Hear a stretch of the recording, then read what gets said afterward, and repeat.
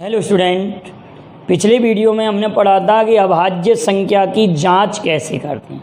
कोई भी नंबर अगर आपके पास लिखी है उसको हमको अभाज्य संख्या प्राइम नंबर बताना है तो कैसे चेक करते हैं। और ये 4 क्वेश्चन मैंने आपके दिए थे, इनके आंसर आपको बताना था कि इनमें कौन कौन सी अभाज्य संख्याएँ कौन कौन सी भाज्य संख्या है। तो आपको याद होगा कि किसी भी नंबर को अगर हमको अभाज्य संख्या चेक करना है, जैसे कि फॉर एग्जांपल हमको 119 को ही चेक करना हो सकता है आपको पढ़ा भी याद हो, और या फिर आप ऐसे चेक कर सकते हैं 119 लिखा हुआ है, या तो आपको ये पता हो कि 119 कितने के पहाड़े में आ रहा है। 17 सत्ते 119 होता है, 17 सत्ते 119 होता है, और 11 गुणे 13 143 होता है। तो ये भी भाज्य हो गई, ये भी भाज्य हो गई, ऐसे तुरंत बता सकते हैं। लेकिन वैसे चेक करने का क्या नियम है कि जैसे 119 लिखी हुई है तो 119 के निकटतम पूर्ण वर्ग संख्या देखिए, इसके नियरेस्ट परफेक्ट स्क्वायर नंबर कितना है, तो आप कहेंगे 121। तो 121 ये कितने का वर्ग है? 121 ये कितने का वर्ग है? तो आप कहेंगे 11 का वर्ग है। कितने का वर्ग है? 11 का वर्ग। तो ये किन संख्याओं से कैंसिल आउट हो रहा है? 11, मतलब 11 का वर्ग है। तो 11 से छोटी अभाज्य संख्या कौन कौन सी हैं? तो आप कहेंगे सर 2 है, 3 है, 5 है, 7 है, और तो कोई है नहीं। तो 2 का डिवाइड तो जा नहीं रहा इसमें, 3 का भी डिवाइड नहीं जा रहा, 5 का भी नहीं जा रहा, 7 का पाड़ा पढ़ के देखते हैं। 7 एकम 7 बचे, 4 7 सतैया 49। तो कहने का अर्थ ये 7 से 119 कैंसिल आउट हो रहा है, तो 119 119 एक भाज्य संख्या है, तो ये अभाज्य नहीं है। अब हम देखते हैं 143।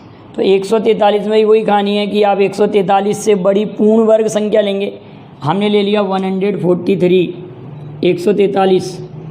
143 से बड़ी 143 से बड़ी पूर्ण वर्ग संख्या, 143 से बड़ी पूर्ण वर्ग संख्या। आपने कहा कि सर इससे बड़ी पूर्ण वर्ग संख्या 144 है, और ये कितने का स्क्वायर है? 12 का स्क्वायर। तो 12 से जितनी भी छोटी अभाज्य संख्याएं 2 3 5 7 और ये 11, 2 3 5 7 11 हैं, ये छोटी अभाज्य संख्या इससे। तो 11 का भाग इसमें जा रहा है, तो 143 भी एक भाज्य संख्या हो गई। 143 भी कैसी संख्या हो गई? एक भाज्य संख्या हुई। 119 भी एक भाज्य संख्या हुई। अब बात करते हैं 323, 323 को देखते हैं। तो इसको मैं डाल रहा हूँ, रब कर रहा हूँ इसको, और हम 323 को चेकआउट करते हैं। 323 323, तो 323 के निकटतम 323 के निकटतम पूर्ण वर्ग संख्या, आपने कहा सर 324 कितने का वर्ग है? आप कहेंगे 18 का वर्ग है। 18 का वर्ग, 324 18 का स्क्वायर है। अब इसके निकट इससे छोटी पूर्ण वर्ग संख्या हमने, इससे छोटी पूर्ण वर्ग संख्या नहीं, इससे छोटी अभाज्य संख्या ली हमने। 2 3 5 7 11 13 और 17। हमने देखा 2 का डिवाइड इसमें नहीं हो रहा, 3 का भी नहीं हो रहा, 5 का भी नहीं है। 7 चौका 28, 7 चौका 28 बचे, 4 43, 7 का भी नहीं हो रहा। 11 दूनी 22, 11 दूनी 22 नहीं हो रहा, 11 का भी डिवाइड नहीं जा रहा, क्योंकि फिर आपके लिए कितने बच रहे हैं? 10 बच रहे हैं। 103 और 103 में 11 का पारा नहीं जा रहा। 13 दूनी 323 में हम 13 का पाड़ा पढ़ के देखते हैं। 13 दूनी 26, ठीक है बेटा, 13 दूनी हमने 26 देखा, और बचा कितना? आप कहेंगे सर 6, बचा कितना 6, तो 63 हो रहा, अभी भी नहीं जा रहा। अब देखते हैं हम 17 एकम 17, ठीक है। 3 2 3 में हमने देखा 17 एकम 17, 17 दूनी 34 तो ज़्यादा हो जाएंगे। 17 एकम 17 बचे कितने, आप कहेंगे 15, 15 बचे और 3 17 नम्बे 153, 17 नम्बे 153 होते हैं। और वैसे भी आप मल्टीप्लाई करके देख लेंगे तो 17 और 19 का मल्टीप्लाई 323 ही आएगा। आप मल्टीप्लाई करके भी देख सकते हैं कि इन दोनों का मल्टीप्लाई 323 आएगा। क्लियर है बेटा इतनी बात। आप इसको एक सिंपल तरीके से मल्टीप्लाई करने का एक और सरल तरीका बता रहा हूँ। जैसे मुझे 17 और 19 का मल्टीप्लाई करना है, 17 और 19 का मल्टीप्लाई करना है, मुझे 17 का पढ़ा तो आ रहा है, 19 का नहीं है, तो 17 गुणित 20 ऋण 1 कर सकते हैं। तो 17 दूनी 34, 340, 340 माइनस 17 आपको दिखाई दे रहा है। 340 में 17 घटाएंगे तो 323।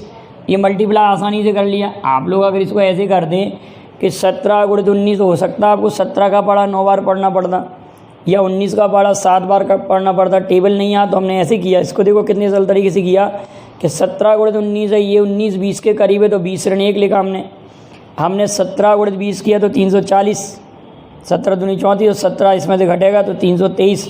वैसे भी स्पष्ट है कि 17 और 19 के दो इसके गुणनखंड कितने हो जाएंगे। अब यही क्वेश्चन जब हम आगे पढ़ेंगे, जैसे मैं आपसे कहता कि संख्या 323 के कुल कितने भाजक होंगे, संख्या 323 के कुल कितने भाजक होंगे, तो अगर हम वैसे सोचते तो असंभव था बहुत कुछ सोचना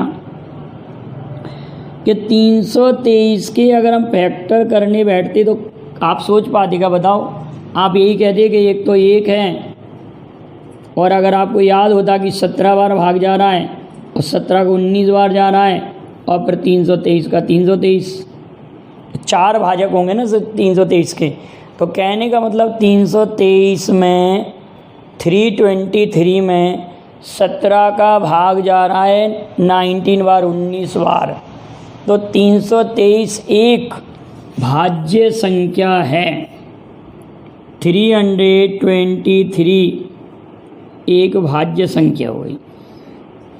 अब हम 423 को देखते हैं। तो 423 में बिल्कुल परेशान होने की ज़रूरत ही नहीं है। 423 में 423 में बिल्कुल भी परेशान नहीं होना। आप नियरेस्ट भी संख्या नहीं देखो, हमको 423 डायरेक्ट ही समझ में आ रहा है। आप सोचिए ज़रा कितने बच्चों को समझ में आ रहा है कि 423 में डिवाइड हो रहा है।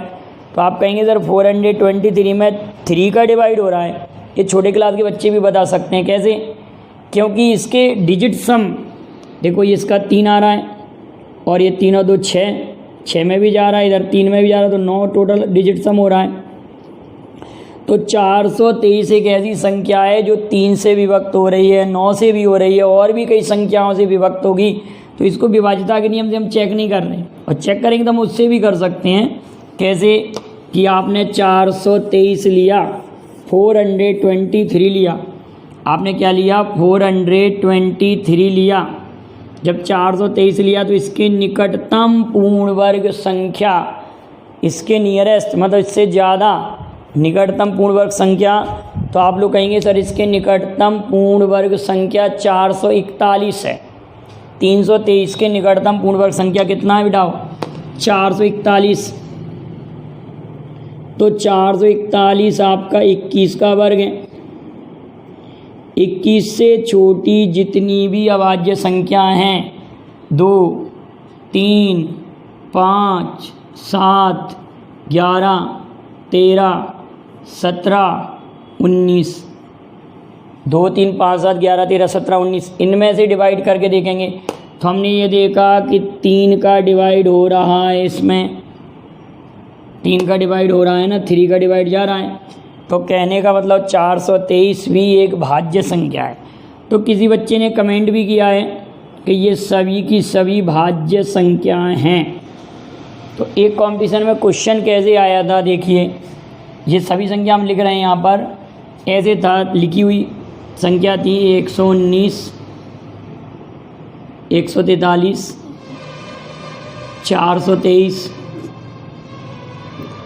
और आपने 323 ऐसे लिख दिया। अब प्रश्न था इसी के नीचे कि ऊपर दी गई संख्याओं में कितनी संख्या भाज्य हैं। ऊपर दी गई संख्याओं में कितनी संख्या भाज्य हैं। ऐसे था ऊपर दी गई संख्याओं में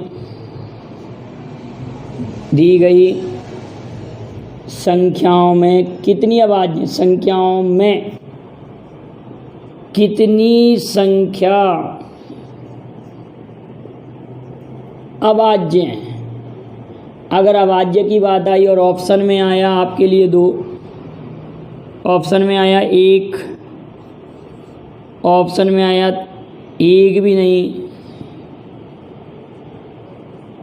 और ऑप्शन में आया 3, तो आपका आंसर क्या होगा? 1 भी नहीं। ऊपर दी गई संख्या इनमें क्योंकि सभी संख्या भाज्य संख्या आई है ना, तो अभाज्य 1 भी नहीं है। तो मुझे लग रहा है कि आप लोगों को अभाज्य संख्या बिल्कुल क्लियर हो गई होगी कि किसी भी संख्या को अभाज्य संख्या हम कैसे चेक करते हैं, अभाज्य है या नहीं। अब आप कोई भी एग्जाम्पल दीजिएगा, मतलब आप लोगों को ऐसा नहीं कि आपने कुछ भी बड़ी सी संख्या लिख दी उसको मैं चेकआउट करके बता दूँ। आपको 4 अंक की, 3 अंक की, 2 अंक तक की संख्या, जितना ज़्यादा आपको पहाड़ा याद होगा। जैसे मैंने आपके सामने लिखा, मैंने लिखा 131 लिखा, चलिए 131 लिखा, ठीक है। हम इसे चेक करते हैं, क्या 131 एक अभाज्य संख्या है?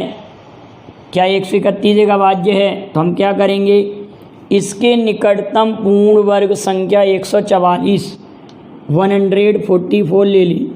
ये कितने का स्क्वायर है? 12 का स्क्वायर। 12 से छोटी जितनी भी अभाज्य संख्या 2 3 5 7 11, 2 3 5 7 11, ठीक है। 2 3 5 7 11, 2 का पहाड़ा नहीं जा रहा, 3 का भी नहीं जाएगा, 5 का जाने नहीं है, 7 एकम 7, 7 एकम 7 बच कितने रहे? 6 नहीं जा रहा, 11 एकम 11 बच 22 बचना चाहिए, 21 बच रहा है इसलिए 11 का। तो 131 एक अभाज्य संख्या है, 131 एक अभाज्य संख्या है। तो कैसे कोई भी नंबर आपको दे रहे हैं तो वो अभाज्य संख्या होगी या नहीं होगी, इसकी हम जांच कर लेंगे। अगले वीडियो में मैं आपको सहभाज्य संख्या के बारे में समझाऊंगा और कुछ अभाज्य संख्या पर और भी अच्छे अच्छे क्वेश्चन हैं उनको लेकर आऊँगा। आप पहले इसको कंप्लीट कर लीजिए। वीडियो पसंद आए लाइक शेयर करेंगे। Thank you very much. जय हिंद, जय भारत।